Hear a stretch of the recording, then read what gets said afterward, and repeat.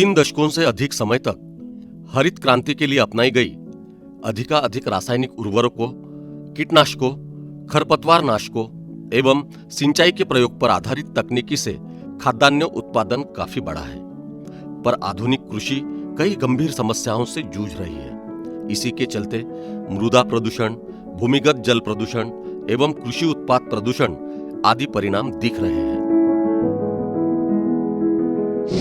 इसका एक उच्चतम पर्याय है अमृत पानी। रासायनिक औषधि से अच्छा और सस्ता द्रावण है अमृत पानी, जो गाय के गोमूत्र से बनता है। यह फसलों की प्रतिरोधक क्षमता बढ़ाता है, इसीलिए इसे फसल वर्धक भी कहा जाता है। हम इस पद्धति का विज्ञान आज के विज्ञान की भाषा में अगर समझ लेते हैं, तब हमारे हाथ से कोई भी गलती अनजाने में भी होने की संभावना नहीं रहेगी। इसलिए सर्वप्रथम जिस गोवंश का गोबर गोमूत्र हम उपयोग में लाने वाले हैं, यह पशु चिकित्सक से जानना अत्यावश्यक है।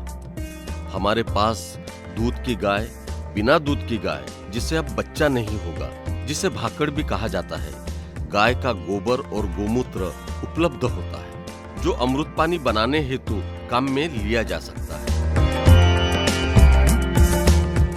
अमृत पानी बनाना बहुत ही आसान है, बस उसे बनाते वक्त कुछ सावधानियां बरतना बहुत जरूरी है। अमृत पानी बनाने के लिए गोमूत्र गोवंश से सीधा इकट्ठा किया होना जरूरी है।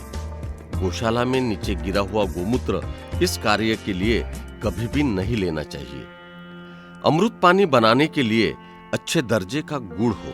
गुड़ जीवाणुओं के अन्न स्वरूप यहाँ कार्य दर्शाता है। बकेट इतनी बड़ी हो कि ऊपर 1/4 भाग हवा के लिए खुला रहे। गोमूत्र जमा करके रखने हेतु धातु का बर्तन कभी भी उपयोग में न लेवे। अतः गोमूत्र रखने हेतु चीनी मिट्टी या अच्छे प्रति का प्लास्टिक थोड़े समय के लिए चलेगा। अधिक समय के लिए चीनी मिट्टी एवं मिट्टी पात्र का ही उपयोग करें। गोबर स्वस्थ भारतीय वंश के गोवंश का हो। गोबर घना, पतली परत लिया लकीरों वाला हो। यह सब मिलकर जमीन में पहुंचने के बाद वहां उपस्थित पौधों का अन्न घुलनशील बनाकर पौधों के लिए उपलब्ध कराता है। अतः इस पद्धति से गोबर एवं गोमूत्र के घटक पौधों तक पहुंचते हैं। इस पद्धति द्वारा उत्पादित की गई खेती की फसल मनुष्य शरीर पोषण के लिए सर्वोत्तम है। अमृत पानी बनाने का सही तरीका हम आपको इस वीडियो के माध्यम से बताने वाले हैं। अमृत पानी बनाने के लिए मुख्यतः 3 घटक द्रव्यों की आवश्यकता होती है। पहला गोमूत्र, जो देसी स्वस्थ गाय से मिला हो। दूसरा गोबर, जो देसी और स्वस्थ गोवंश से मिला हो। गोबर गाढ़ा होना चाहिए, पतला नहीं होना चाहिए। और तीसरा खाने योग्य गुड़। ऐसे 3 वस्तुओं का मिश्रण बनाकर हम लोग आज अमृत पानी बनाएंगे।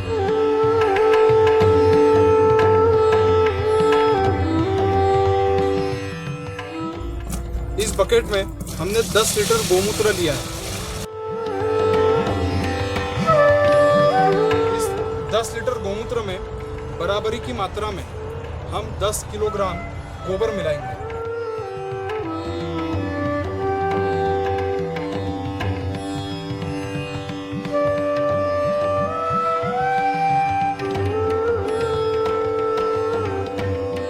गोमूत्र में 10 किलोग्राम ताज़ा गाढ़ा देसी गाय का गोबर मिलाने के पश्चात हम 250 ग्राम गुड़ मिलाएंगे।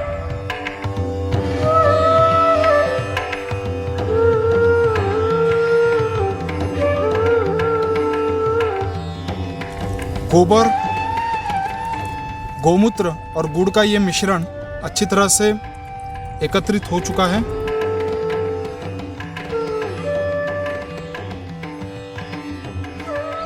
गोबर, गोमूत्र और गुड़ का ये जो मिश्रण हम लोगों ने जो बना लिया है, इसे 7 दिनों तक एक बकेट में डालकर हम लोग सूती कपड़े से उस बकेट का मुंह बांध के रखेंगे। सूती कपड़े का इस्तेमाल इसलिए करना है ताकि अंदर में गोबर से निरंतर निकलती हुई मीथेन गैस हवा में बाहर जा सके, और मीथेन गैस अगर वहाँ पे जमा हो गई तो गोबर के सतह पर जो उपयुक्त जीवाणुओं की संख्या बढ़ेगी, उस पर इसका विपरीत परिणाम होगा। और इस मिश्रण को किसी छायादार जगह पे 7 दिन के लिए रखेंगे।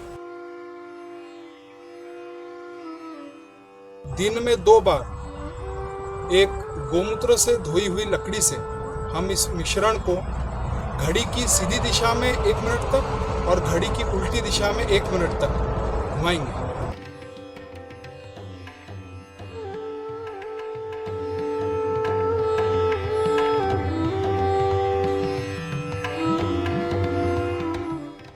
गोबर, गुड़ और गोमूत्र से बनने वाले अमृत पानी के 7 दिन पूरे हो चुके हैं।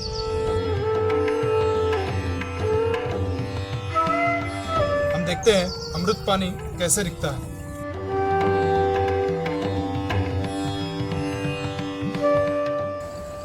इस बकेट में हमने 10 लीटर पानी लिया है।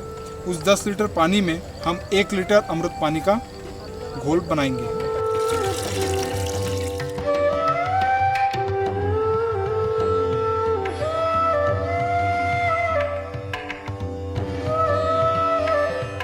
अमृत पानी को जमीन में पहुंचाने की प्रक्रिया। जब भी हमें फसल को पानी देना है तो इसी अमृत पानी के साथ दिया जा सकता है। फसलों को अमृत पानी देते समय भूमि में 20 से 30% नमी होना जरूरी है। हर 15 दिन के अंतराल में अमृत पानी उपरोक्त पद्धति से फसल को देवे। सब्जियों को भी इसी पद्धति से देना है। पौधों के जड़ों को भी अमृत पानी में भिगोकर लगाने से पौधा रोगों से सुरक्षित रहता है। अमृत पानी से जमीन में कार्बन बढ़ता है। हवा से नत्र जमीन में स्थिर किया जा सकता है। जमीन में कार्बन बढ़ने के कारण भूमि में पानी रुकने की क्षमता बढ़ती है। पौधों का पोषण अच्छे से होने के कारण उत्पादन बढ़ता है।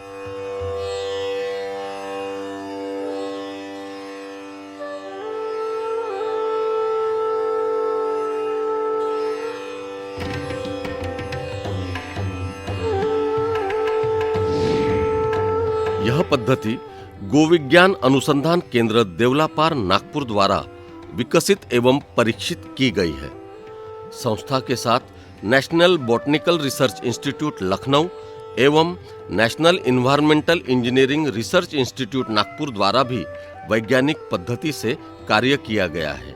किए गए प्रयोगों द्वारा यह साबित होता है कि प्राप्त उत्पाद निश्चित विष रहित अन्न स्वरूप में समाज स्वस्थ हेतु तैयार होता है।